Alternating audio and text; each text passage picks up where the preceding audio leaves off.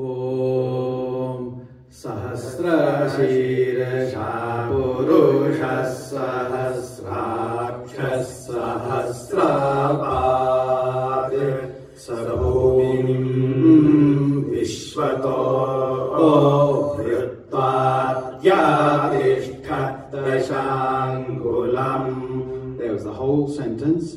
When we went high and long, we went double. Now here, Yajurveda style. Om Sahasrashirasha Purusha Sahasrakshah Sahasrapad Sarvabhumim Vishwato Vrittva Adyatishtat Dashangulam. That was Yajurveda. Can you hear? We didn't double when we went high, and we broke in the middle. Samaveda. Uhuvahav, uhuvahav, uhuvahav, sahasrashirashah purushah, sahasrakshah sahasrapad, sabhumim sarvato vatva, atyatishtat dashangulam. Uhuvahav, uhuvahav, uhuvahav, vah, ittidah. Beautiful. This is the So, I just have to say, I just don't know how lucky we are to hear Samaveda done in the authentic way here in the UK.